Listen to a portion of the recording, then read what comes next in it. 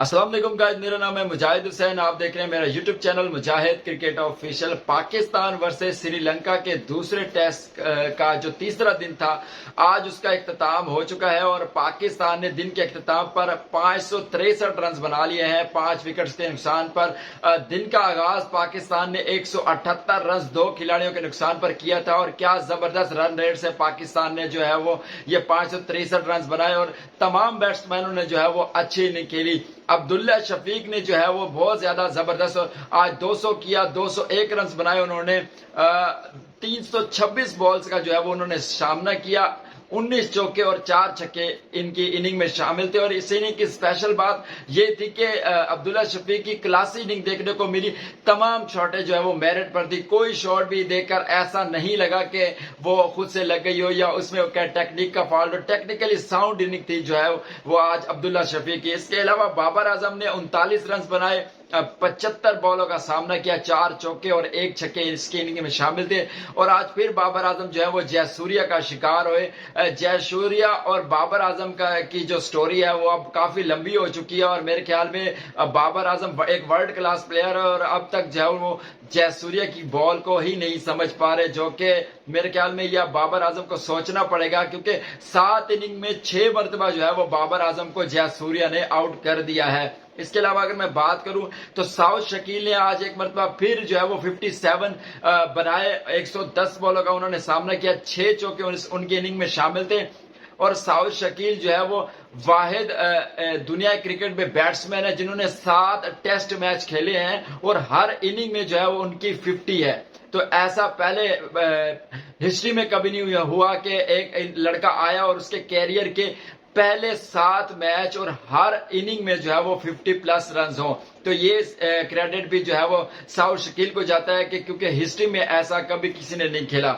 इसके अलावा अगर मैं बात करूं तो सरफराज अहमद जो है वो आज 14 रन बना के रिटायर्ड हर्ट हो गए हैं। उनकी बाउंस जो है उनको लगा था आसिंता का, जो कि उनके बाद वो सरफराज अहमद रिटायर्ड हो गए। उम्मीद है कि सरफराज अहमद खैरियत से होंगे, लेकिन उसके बाद एक ऐसी चीज देखने को मिली जो कि फैंस परेशान हो गए थे क्योंकि सरफराज अहमद की जगह मोहम्मद रिजवान बैटिंग करने के लिए आ गए। जी हां, ऐसा हो सकता है। काफी लोग मुझसे पूछ रहे थे कि यार ये कैसे हो सकता है कि प्लेइंग 11 में मोहम्मद रिजवान नहीं है लेकिन वो बैटिंग करने के लिए आ गए। जी बिल्कुल, टेस्ट मैच में ऐसा हो सकता है कि आप एक जो रेफरी होते हैं मैच के उनको रिक्वेस्ट करते हैं कि सरफराज अहमद की जो इंजरी है वो उस इंजरी के बिना पर मैच मुकम्मल नहीं खेल सकते, तो सब्स्टिट्यूट प्लेयर जो है उसको हम लेना चाह रहे हैं और अगर मैच रेफरी इस चीज को अप्रूव कर दे तो आप उससे बैटिंग भी करवा सकते हैं और मैच की जो बकिया इनिंग्स है उसमें उनसे फील्डिंग भी करवा सकते हैं और बैटिंग भी करवा सकते हैं। इसी वजह से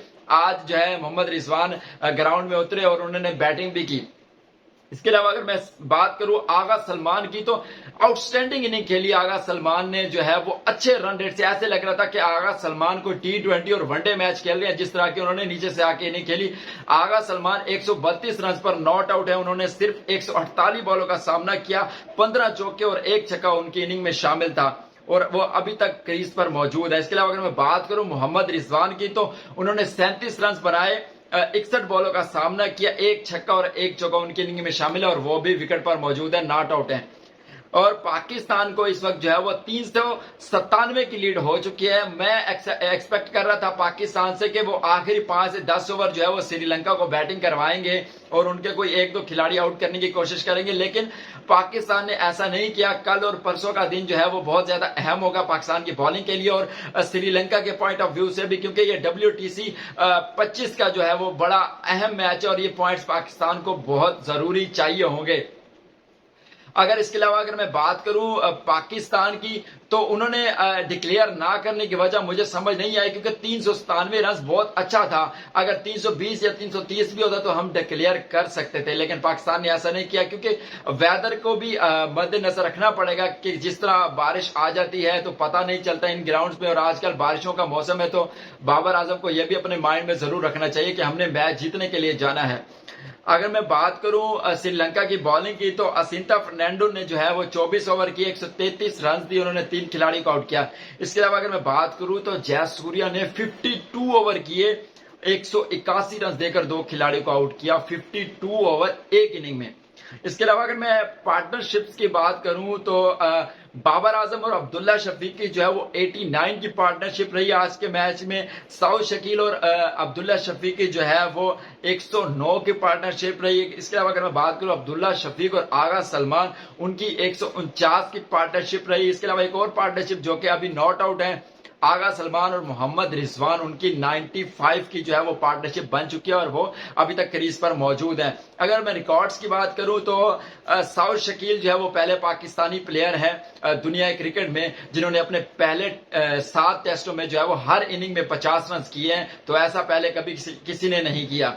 इसके अलावा अगर मैं बात करूं तो अब्दुल्ला शफीक दूसरे पाकिस्तानी बन गए हैं जिन्होंने श्रीलंका में 200 किया है। इससे पहले जो है वो सऊद शकील ने जो है वो पिछले ही मैच में 200 किया था और आज अब्दुल्ला शफीक ने 200 कर दिया। तो ये पाकिस्तान के लिए बहुत अच्छा साइन है कि बाबर आजम के आउट होने के बाद भी हमारी टीम पैनिक नहीं कर रही बल्कि अपनी एबिलिटी पर ट्रस्ट करके अच्छी बैटिंग कर रही है। इसके अलावा अगर मैं बात करूं तो एक यही स्टोरी थी कि रिजवान ने जो है वो सरफराज को रिप्लेस किया है। उम्मीद है कि सरफराज अहमद जो है वो खैरियत से होंगे और इसकी अपडेट भी मैं जल्दी आपको दे दूंगा। और अभी तक के लिए इसलिए इतना ही कि पाकिस्तान ने जो है वो 397 की लीड जो है वो ले ली है और तीसरे दिन का खेल का इख्तिताम जो है वो हो चुका है। अभी तक के लिए इतना ही। मेरे चैनल को जरूर सब्सक्राइब कीजिए क्रिकेट की अपडेट के लिए। अस्सलाम वालेकुम वरहमतुल्लाह।